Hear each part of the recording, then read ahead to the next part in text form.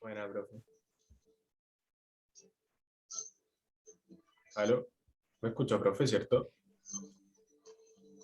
Bueno, ya no importa. Estamos. Venos aquí de vuelta. Ya.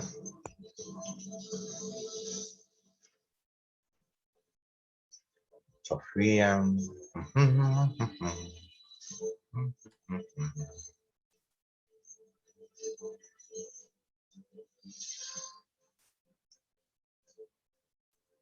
Bien. Para hacerla cortita. Estamos en esa. Ah, se me quedó el café.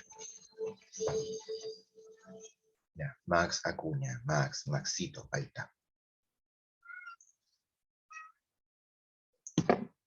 Espérenme un rato que mi gato está aullando.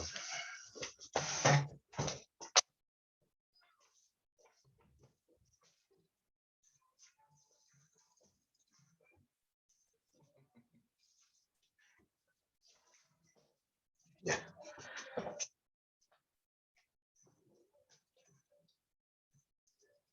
Ya, disculpe, usted sabe, pues si el gato maulla hay que correr porque si no es un escándalo. Ya, retomando el tema. Ignacia va entrando. Aquí está el cafecito. A ver, para que nos pongamos de acuerdo un poco en la teoría, ¿ya? Cuando comienza el régimen la dictadura, ellos tienen claro solo una cosa, el tema represivo, control, el anticomunismo y bla, bla, bla, bla, pero en lo que puede hacer economía, no tienen una definición clara.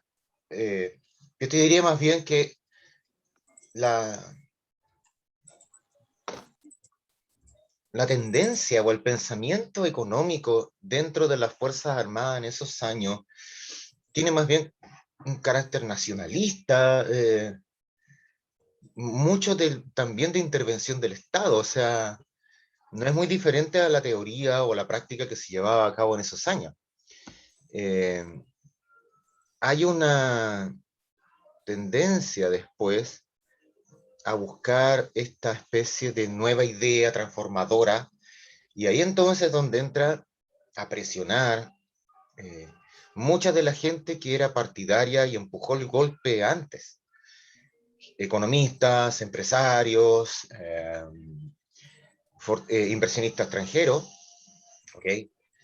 Que de repente te va a decir, oye, aquí hay que transformar la economía, menos reglas, por favor, menos reglas porque queremos hacer negocio.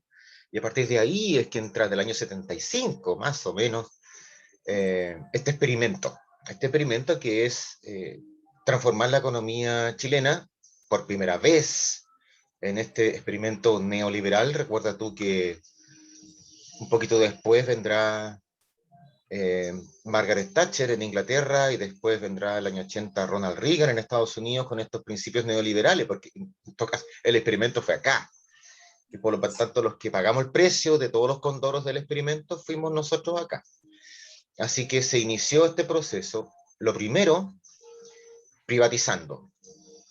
Es decir, menoscabando, destruyendo, eliminando toda intervención del Estado en economía. Pero cuando digo intervención, más bien estoy hablando del peso del Estado en la economía. Por ejemplo, el peso que tenía en la industria manufacturera, siendo propietario de muchas empresas. Sí, y diga nomás, si tiene que decir algo, díganos, profe, y yo ahí cacho.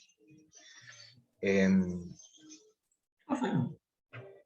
Estado manejaba, era propietario de muchas empresas estratégicas que fabricaba cosas o brindaba servicios.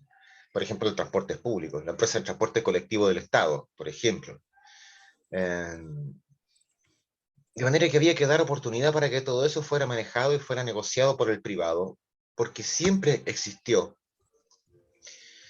fíjate en este pensamiento, siempre existe la idea de que el privado administra mejor, porque produce ganancia. Yo creo que ahí hay una forma bien especial de entenderlo. A ver, empresa pública versus empresa privada. Empresa pública tiene un objetivo, que es entregar el servicio, no obtener ganancia, sino que entregar un servicio. Por esa razón siempre es más barata, a veces es gratuita, porque esa empresa pública entiende que lo que ella hace es un servicio, sea que esté vendiéndote una olla, o que esté entregándote educación pública, o que esté atendiéndote en un hospital. Se entiende que está entregando un servicio y no obteniendo una ganancia. Ese es el criterio con que se funcionaba. ¿Cuál es el problema cuando no obtienes ganancia? Que no puedes invertir plata en ti mismo. Entonces, no puedes renovarte, te puedes ir quedando atrasado, tu edificio se ve feo, no lo pintas, no haces campañas de relaciones públicas, no tienes publicistas trabajando para ti que te hagan una linda campaña comercial. O sea, es fome, feo, no se moderniza, es como anticuado, pero sigue funcionando con el criterio de prestar un servicio y no un criterio comercial de ganar plata. La empresa privada no es el hogar de Cristo, ni la Madre Teresa de Calcuta. Hacen las cosas por plata, ¿ya? Por lo tanto, aunque diga que es un servicio, aunque diga que te conoce, aunque diga que te ama, te cobra, ¿ok? Y generalmente todo lo que te cobra se transforma en utilidades que generan millones y millones de ganancias, y esos millones y millones de ganancias quedan para el dueño de la empresa. En una empresa pública, si tú le pagas algo a la empresa pública, es dinero que queda para el Estado. O sea, al final de cuentas, para ti. Cuando tú le pagas a una empresa privada, esa plata queda para el bolsillo del dueño de la empresa. ¿Ya? O sea, se entiende que son criterios ¿Y eso completamente el distintos. privado o el municipal es mejor? ¿Qué cosa? ¿El privado o el municipal? ¿Cuál de los dos es mejor? Es que depende. Como te digo, depende de cuál es el criterio. Por darte una idea. Voy a comparar una cosa pública con una cosa privada, por ejemplo, en educación. Si yo tengo un criterio de servicio como empresa pública, entiendo, por ejemplo, que educar es un derecho y te voy a educar sin importar lo que pase. Si estoy en una empresa privada, entiendo que educar es un negocio y te educo mientras tú me estás pagando. Si me dejas de pagar, te echo. Porque son criterios distintos. La empresa privada está hecha para lucrar. Como te decía, no es la caridad, no es la Madre Teresa de Calcuta, no va a hacer las cosas porque te quiere, aunque diga que te quiere. Eso es una campaña publicitaria. La empresa privada, pero ¿cuál es la característica de la empresa privada? Como genera ganancia, se moderniza, se actualiza, tiene bonito edificio, tiene el muro pintadito, el vidrio de la ventana está limpiecito, tiene una excelente campaña publicitaria, hacen propaganda por televisión, se ve lindo, tienen imagen corporativa, yupi, Santa Isabel te conoce, Jumbo te da más, y bla, bla, bla, bla. Se ve moderno, se ve actualizado, se ve atractivo, te atrae, vas, compras, porque es lindo. Y te ofrece cosas modernas. Te ofrece celulares de última generación, te ofrece televisores inteligentes, te ofrece aspiradoras robóticas, y tú compras, porque es novedoso. ¿Y por qué puede ser novedoso? Porque tiene plata para traer cosas nuevas, porque genera ganancia. La empresa pública no genera ganancia, porque el criterio con que funciona es distinto. Es una empresa que no está hecha para ganar plata, es una empresa que está hecha para servir a las personas. Es diferente. Entonces, en esta época, lo que se dice es que como la empresa pública es anticuada, no se moderniza, no crece, es fea, sería mucho mejor que estuviera en manos privadas. Sobre todo porque hay una estrategia que la vamos a ver más ratito en un videito y lo quiero tirar al tiro porque si no se me va a quedar como en el aire. Hay una estrategia fundamental en esto, porque existe la intención, esto no es casual, de destruir el aparato público y fomentar el aparato privado. Los que fomentaron el golpe son empresarios de Chile o del extranjero. Y ojo, que no es un fenómeno chileno, está en todas partes, porque incluso Estados Unidos fue víctima del mismo proceso, en donde el privado lo que quiere es destruir el aparato público, echarle mano encima y todas esas empresas públicas transformarlas en privadas. Y con eso generar millones y millones de ganancias. Piensa tú que muchas empresas que tú ves hoy día en Chile, Movistar, Entel, Latam, todas eran empresas públicas, estatales, que fueron desfinanciadas, se dijo que eran malas, el Estado las vendió, eso se llamó el proceso de privatizaciones, el privado las compró a precio de huevo y después se dieron cuenta de que eran muy buenas empresas, pero ya eran privadas. Y tú ves cómo son hoy día. Mira, voy a ponerles acá el video. Vamos a primero a cerrar este PowerPoint, porque ya no hay mucho que hacer. En el fondo era ver que el modelo industrializador que existía antes se terminó, que hay un proceso de terciarización, o sea, vamos fomentando todo lo que sea servicios. Okay. Apertura comercial, vamos importando todo, bajando los impuestos en aduana, bajando los aranceles para que llegue todo lo importado. Pero eso provocó una crisis en la industria nacional, se fue a las pailas, muchas empresas quebraron. Eso se llamó la liberalización de la economía, la pérdida de control. El Estado dejó de controlar. Por eso después empezaste a ver cosas que hoy día la llamas abuso. ¿Por qué pasan cosas como la colusión de los pollos, de los supermercados, del papel confort, la colusión de las farmacias, las estafas? O sea, todo tiene que ver con falta de control. ¿Y por qué hay falta de control? Porque en esos años se empezó a liberalizar la economía. Le dijeron al Estado, oye, Estado, eres muy metiche, así que vamos a quitarte un montón de atribuciones.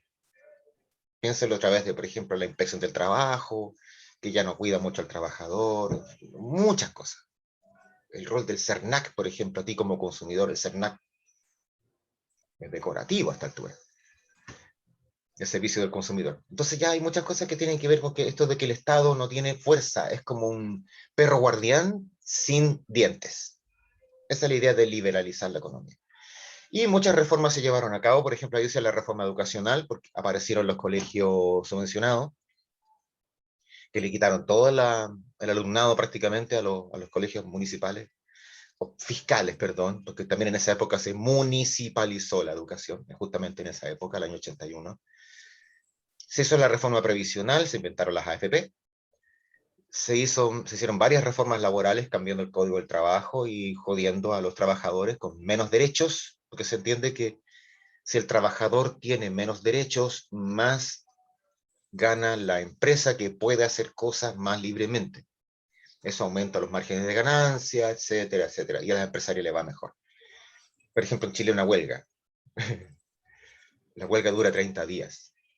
Más que eso, es una huelga ilegal. Entonces, cualquier empresario que le hagan huelga solo tiene que esperar 30 días, aguantarse, porque después de eso tiene derecho a despedir a toda la gente que no trabaje. ¿Qué clase de huelga es esa? Una estupidez. Pero tiene que ver con reformas laborales que se hicieron. Y reforma a los servicios de salud cuando se inventaron las ISAPRE. No tienes que entrar a pagar. Todo esto provocó quiebra de empresa, gente cesante, etcétera, etcétera, cesantía del 30%, el triple de lo que podemos tener hoy día, con pandemia. En esa época era el triple de cesantía. Y más la represión, las protestas callejeras, etcétera, te dejaron un clima más o menos crispado. se insistió en las privatizaciones. Eso generó la entrada de mucho inversionista extranjero, norteamericano, estadounidense, canadiense, noruego, etcétera, que invirtió sobre todo en minería y otros negocios, y eso significó mucho dinero que llegaba.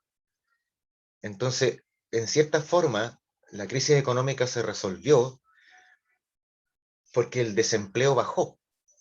En Chile hubo empleo, pero ¿cuál fue el dilema? Que ya a esta altura el empleo tiene la característica de ser muy mal pagado.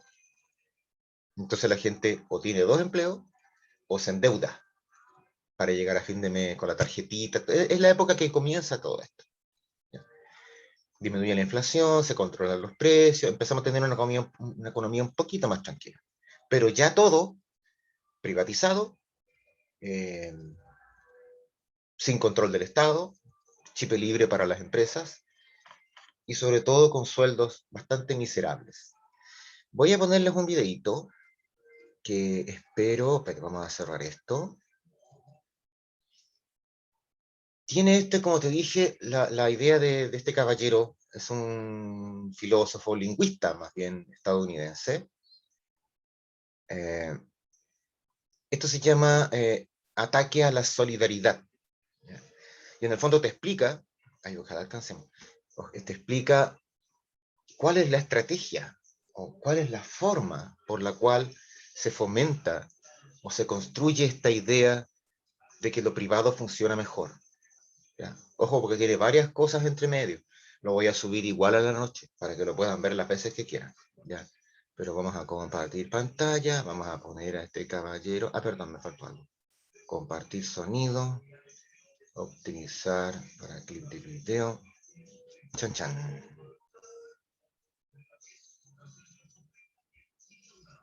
Cualquier cosa ustedes me dicen. Ya.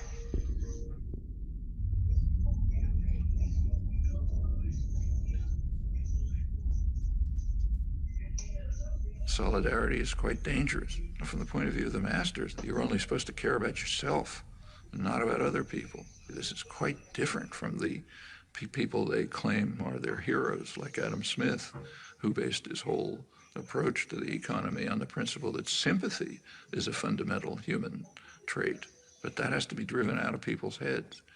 You got to be for yourself, follow the Weil maxim, don't care about others, which is okay for the rich and powerful, but is devastating for everyone else.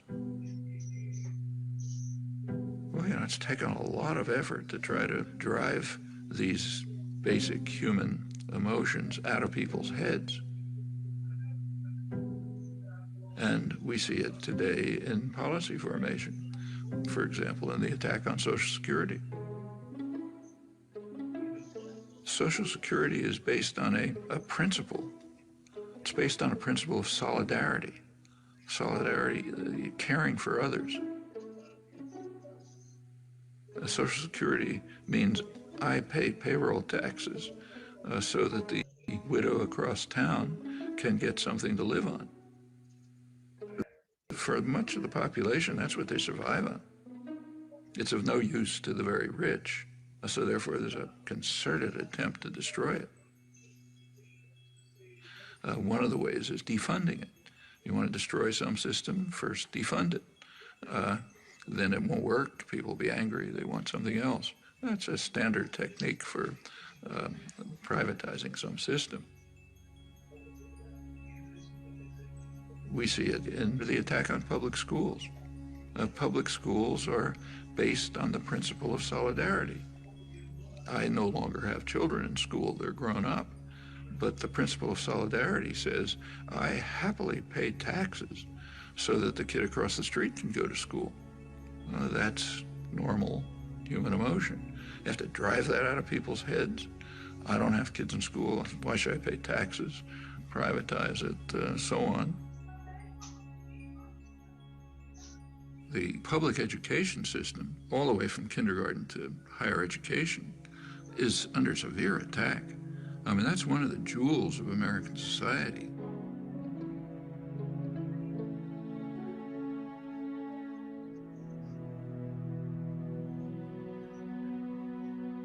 You go back to the golden age again, the great growth period in the 50s and 60s. A lot of that is based on free public education. One of the results of the Second World War was the GI Bill of Rights, which enabled veterans, and remember that's a large part of the population, and to go to college. They wouldn't have been able to otherwise. They essentially got free education. Where a community, state, or nation courageously invests a substantial share of its resources in education, the investment invariably is returned in better business and a higher standard of living. The U.S. was way in the lead in developing extensive mass public education at every level. By now, more than half the states, most of the funding for the colleges comes from tuition, not from the state. That's a radical change, and that's a terrible burden on students. It means that students, if they don't come from very wealthy families, they're going to leave college with big debts. And if you have a big debt, you're trapped. I mean, maybe you wanted to become a public interest lawyer, but you're going to have to go into a corporate law firm to pay off those debts. And by the time you're part of the culture, you know, you're not going to get out of it again. And that's true across the board. In the 1950s, it was a much poorer society than it is today, but nevertheless could easily handle essentially free mass higher education.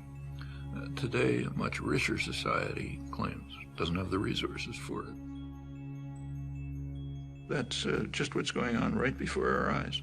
It's the general attack on principles that, I mean, not only are they humane, they're the basis of the prosperity and health of this society.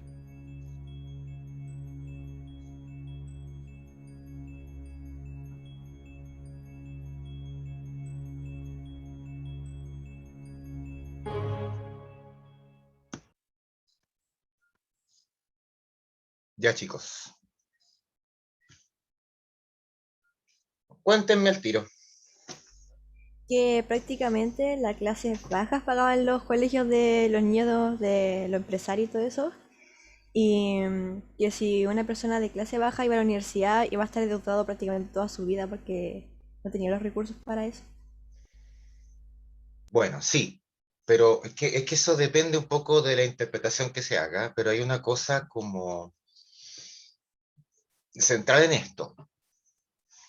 En general, siempre se ha dicho que se privatiza.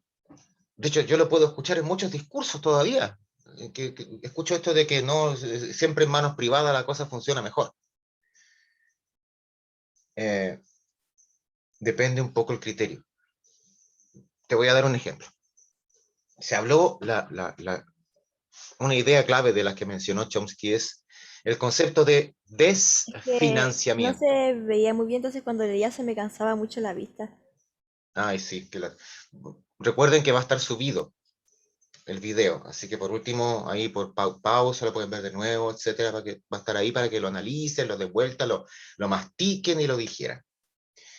Profe, pero ¿va a estar ahí, o sea, con la clase entera o va a estar el video grabado? Porque si está en la clase, o sea, el video dentro de la clase, se va a ver No, como medio por- pixeleado y en baja resolución. No, qué lata, no, qué fome. No, entero, pues se voy a subir el video, Ah, como ya. tan rasca. Ya. Ah, ya, No, ya, ya. nunca tan patán. Nunca tan patán.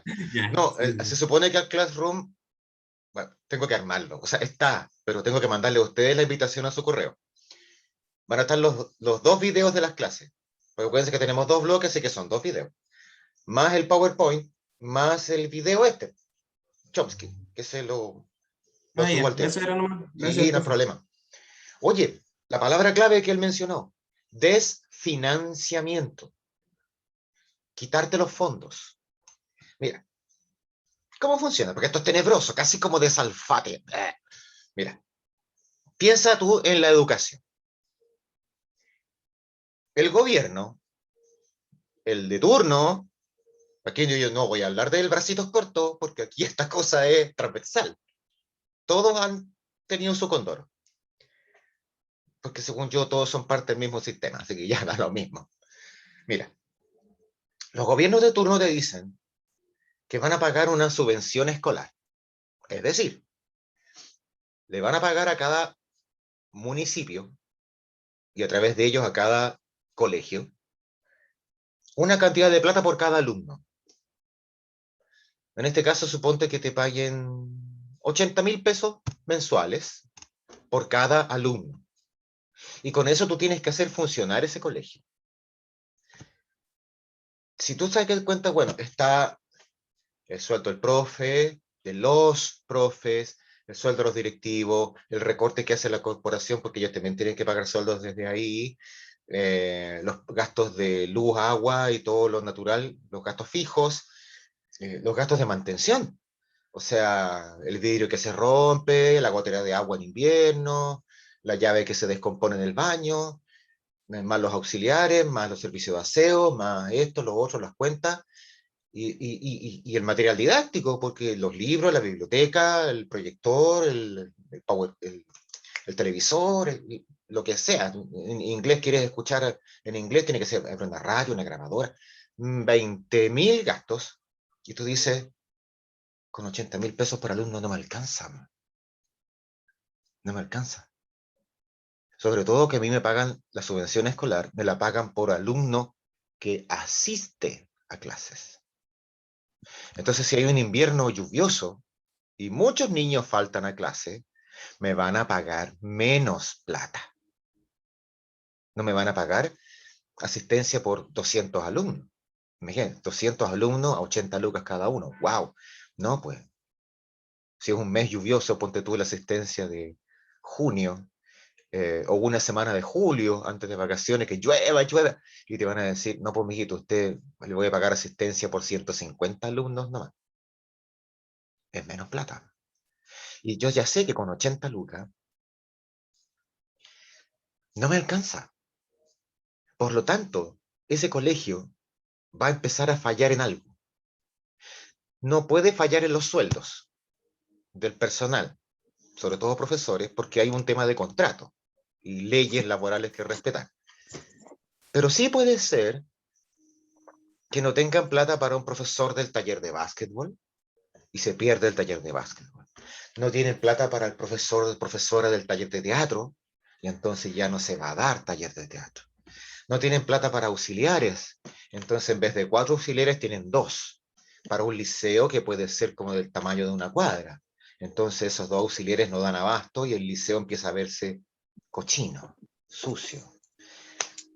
No hay plata para reponer el vidrio que se rompe. Entonces en invierno entra el viento y los alumnos se congelan y así. Puedo seguir con 1000 ejemplos en que por falta de financiamiento ese liceo municipal, público, es feo. Brinda un mal servicio. En cambio, el sistema creó la educación subvencionada, en donde a ese colegio particular subvencionado, el Estado le va a entregar la misma subvención, las mismas 80 lucas por alumno, pero le va a permitir al dueño privado particular de ese colegio, cobrar aparte. Entonces suponte que ese dueño dice, ya yo también voy a cobrar 80 lucas. Que el apoderado pague 80 lucas. Harto menos que las 400, 500 o más que paga en un colegio privado de élite. Pero tengo la sensación, y ahí va el tema de cómo se manipula al consumidor. Tengo la sensación, como apoderado, de que estoy en un colegio privado, estoy pagando. Y muchas veces tenemos ese tipo de argumentos, en muchas partes lo habrán escuchado ustedes, para eso pago. ¿Ya? Pero ese colegio dispone de 80 lucas de subvención que paga el Estado y 80 lucas que le cobran a ese apoderado.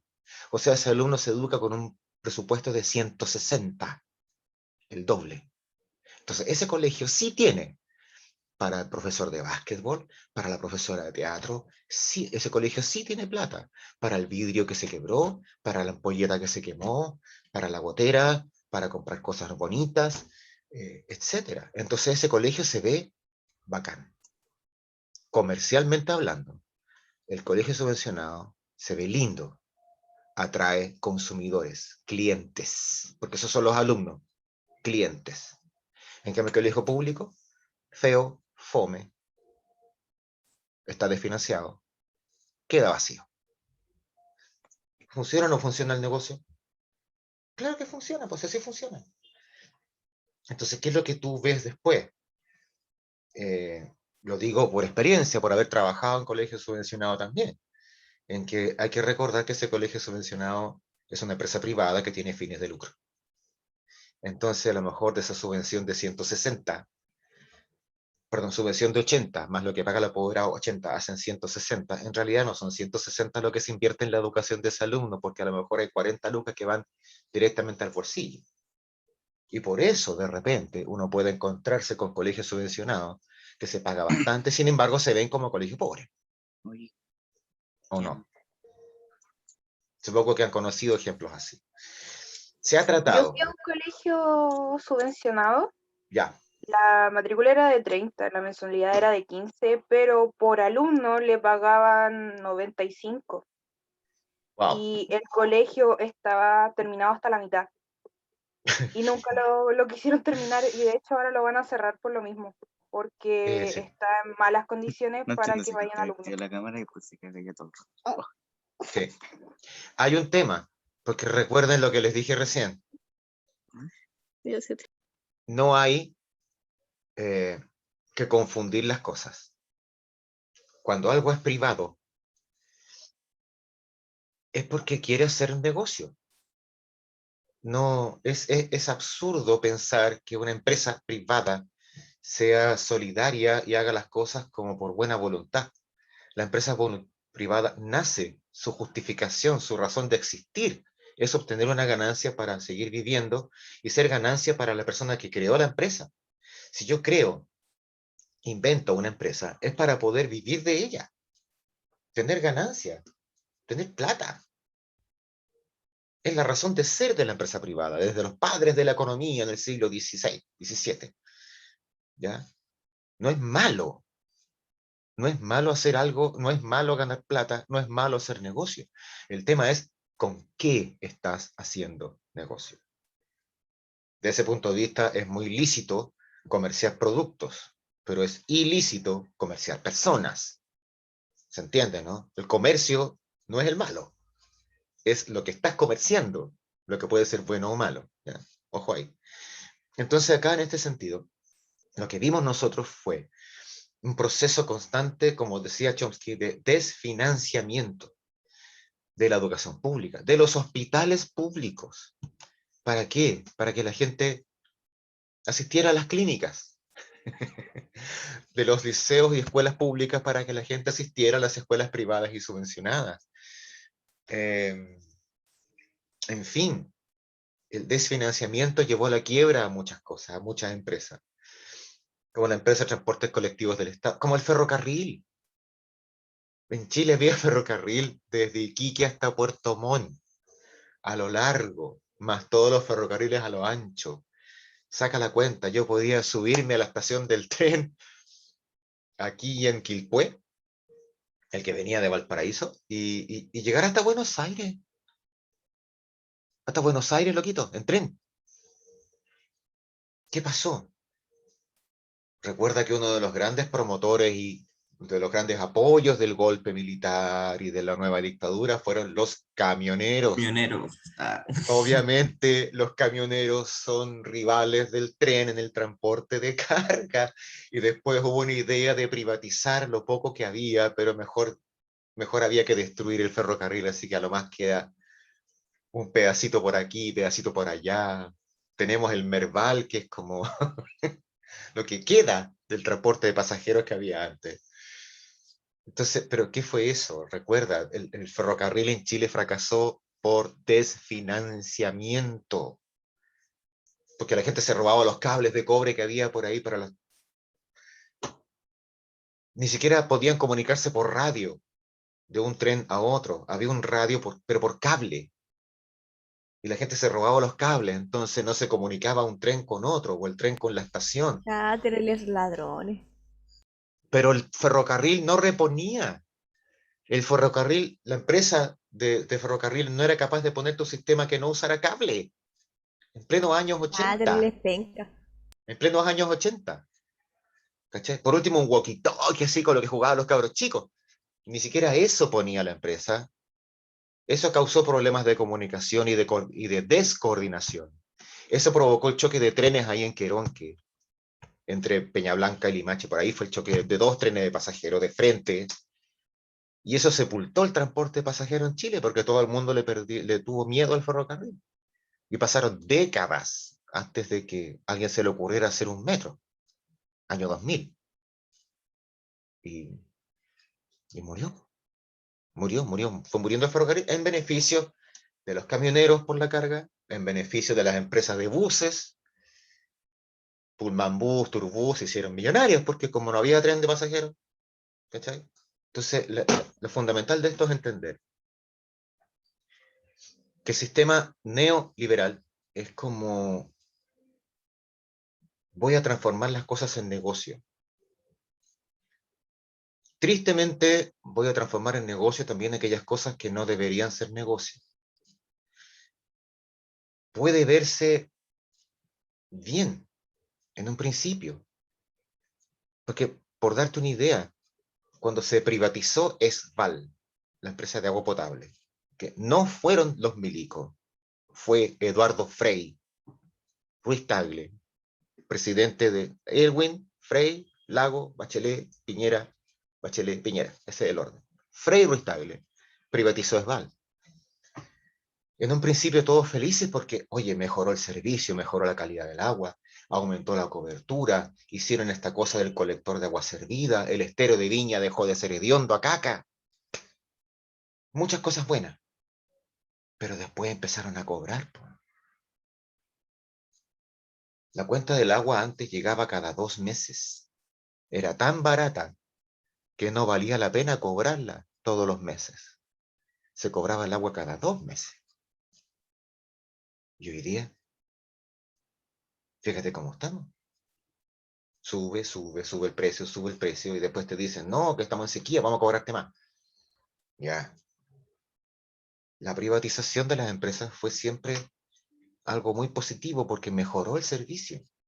Lo que te decía al principio, que la empresa pública se ve como fome, como vieja, como anticuada, como añeja.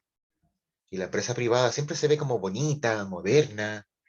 ¡Wow! ¡Top! Lo mismo pasó. Esval pasó de ser fome a ser entretenida, como imagen. Chilectra, la agarraron, la dividieron en varias empresas y apareció Chilquinta, también. Cobertura, servicio, trámites por internet, modernidad, pero es carísima la luz. Y así, siempre. Y si te metes a otros negocios, algunas cosas han cambiado, algunas cosas han mejorado y se han prohibido, pero la salud también era algo negocio. Tú podías tú decías ya, el hospital, oh, qué feo, horrible, es de los años 60, tiene unos tubos fluorescentes feos, parece cementerio, película de terror, no, yo me voy a la clínica. Clínica Los Carreras. Claro, uno llega, limpiecito, muros pintados, todo bonito, excelente atención, excelente equipo, antes. Pero llega el momento de que tú vas llegando, te estás muriendo, y lo primero que te dicen, señor, firme esto, un pagaré, déjeme un cheque en garantía para atenderlo. Es que no tengo cheque, entonces no puede entrar. Y ahí tú entiendes que lo bonito es negocio. Y ese es el gran dilema. Una cosa por otra. Sí, por eso te digo, si hacer negocio no es malo. El asunto es, ¿con qué? ¿Con qué estás haciendo negocio? ¿Le estás bajando calidad a un estudiante solo porque va a un colegio público? Nosotros en el liceo, y perdón que lo diga así, y si voy a ser imprudente, pero hay mucho proyecto que se ganan los profes para poder tener lo que el liceo tiene en cuanto a equipo, etc. No tanto por subvención estatal. Oye, dice menos de 1 minuto, chuta, se me fue todo. Ya, les voy a subir todo el Classroom. Mándenme todas las preguntas que tengan del mismo Classroom. Hoy día a la tarde lo voy a dejar habilitado. Y les va a llegar a su correo la invitación. ¿Ya? Y ahí mismo comenten todo, van a estar todos los videos y todas las cuestiones. ¿Ok? Para que estemos en contacto y los veo el próximo martes. Chao, Ya. profe, cuídese. Chao, profe. Chao, profe, que esté bien. Chao, chao. Se ven todos lindos. Lindas sus fotos. Ya, que les vaya bien. Chao, profe, cuídese. Chao, chao. Ya. Y abríguense que hace frío. Ya.